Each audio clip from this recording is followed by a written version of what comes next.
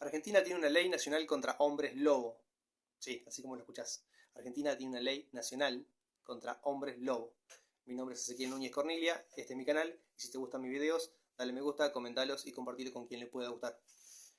En Argentina tenemos una leyenda, tenemos una mitología, digamos, que tiene varios seres mágicos, digamos, entre los que se encuentra el famoso lobizón.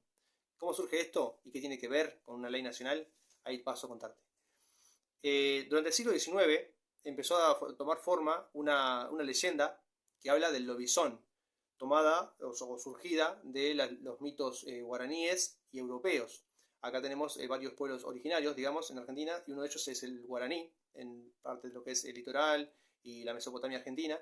Y una de sus leyendas cuenta que dos de sus entidades mitológicas tienen varios hijos y el séptimo se convierte cada tanto en un monstruo similar a un perro.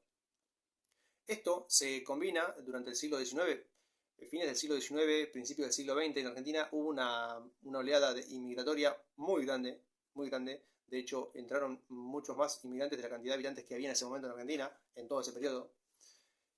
Y muchos de estos inmigrantes eran de Europa y trajeron consigo la famosa y conocidísima leyenda del hombre lobo, que viene de Europa.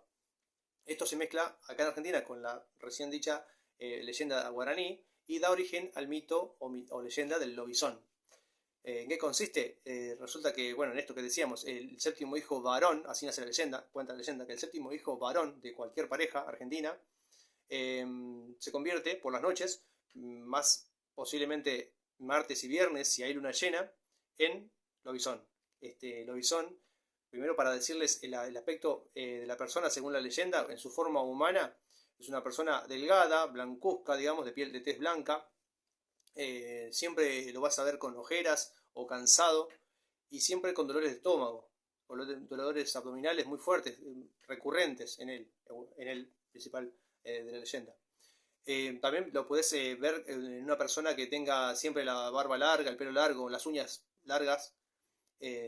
Todas esas son las características del personaje en su forma humana. Y cuando se transforma en el monstruo, de estos días que decíamos, se transforma en el famoso lobizón, adquiere la forma de un perro o un lobo de más o menos de 2 metros, tamaño humano, pero siempre grande, tamaño más grande, con forma humanoide, obviamente. Se puede parar en 2 patas, por ejemplo, tiene la capacidad de pararse en 2 patas y en cuatro también, y bueno, pero tiene esa capacidad de andar como un ser humano, con esta forma aterradora, digamos.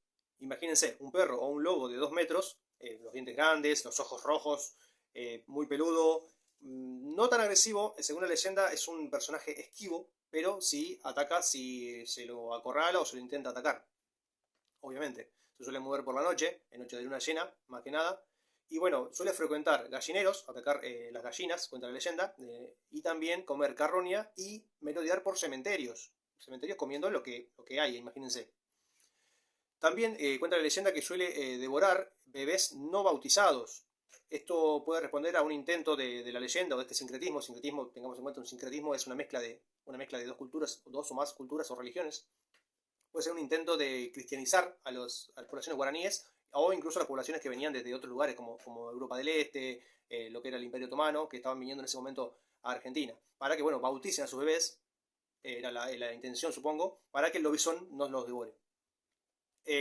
Otra pauta que da la leyenda, si tenés la mala suerte de encontrarte con el lobizón parece tener repulsión, miedo o hasta dañarlo las cuestiones de cristianas, cruces, balas de plata, balas bautizadas o propiamente agua bendita sola, suelen ahuyentarlo, dañarlo o incluso matarlo. Imagínense, una bala de plata o bañada en agua bendita puede llegar a matarlo al lobizón, según la leyenda estamos hablando.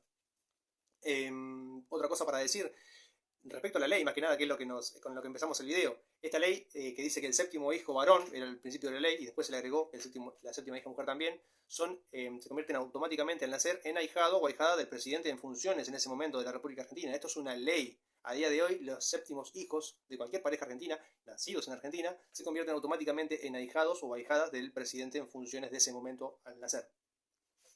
Esta ley nace en 1907 a raíz de muchas cosas que habían sucedido en el siglo inmediatamente anterior. Estamos hablando del siglo XIX, los años 1800. Se habían dado acá en Argentina muchas situaciones en las que se atacaba se le burlaba, se lo corría de lugares a quienes eran séptimos hijos de cualquier pareja.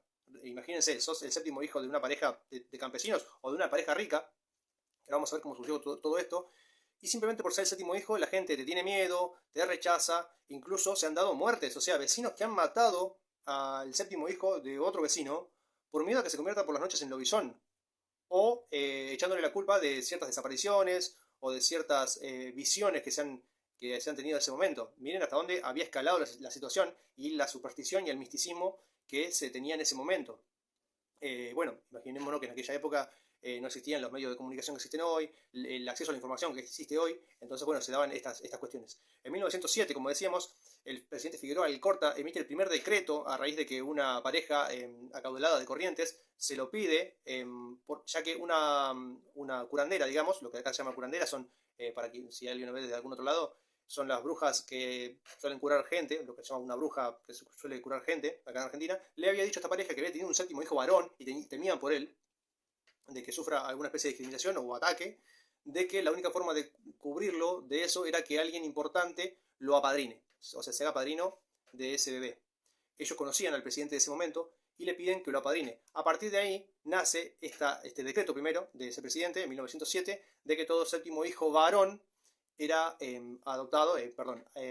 apadrinado por el presidente. Esto se sigue los años como una costumbre y en 1974, casi 70 años después, se da el decreto que lo convierte en ley durante el gobierno de Juan Domingo Perón. En esta época ya perseguía dos finalidades, digamos. Una, terminar con los últimos vestigios de esta costumbre, de este misticismo absurdo, digamos, el hecho de discriminar o atacar a alguien simplemente porque era el séptimo hijo de alguien. Y además una política que tenía el gobierno de aquella época de aumentar la cantidad de habitantes de Argentina a través de los nacimientos. Obviamente, quien tenía 7 hijos, a ese séptimo hijo se le daban becas, subsidios o un monto X de dinero para que evitar o solventar, mejor dicho, la discriminación o el rechazo que podía llegar a tener en la sociedad. Y a partir de ahí se conoce esta ley que perdura hasta hoy, recordemos. Según la ley, esta ley, quien más ahijados tuvo fue el mismo presidente Juan Domingo Perón, seguido, si no me equivoco, por Cristina Kirchner, después Mauricio Macri, y hoy, agosto de 2025, hace pocos días, el presidente actual de Argentina, Javier Milei, tuvo su primer ahijado, o sea, el séptimo hijo de una pareja, automáticamente se convirtió en ahijado del actual presidente de Argentina. Esto para darles a entender lo que es Argentina. Tenemos estas cosas de que se nos mezcla la historia con el mito y lo transformamos en realidad. Así que bueno, esta fue una curiosa leyenda y curiosa realidad, más que leyenda también, de Argentina, que les traje hoy. Y recuerden, si les gustó el video, compártanlo, denle me gusta y coméntenlo. Muchas gracias.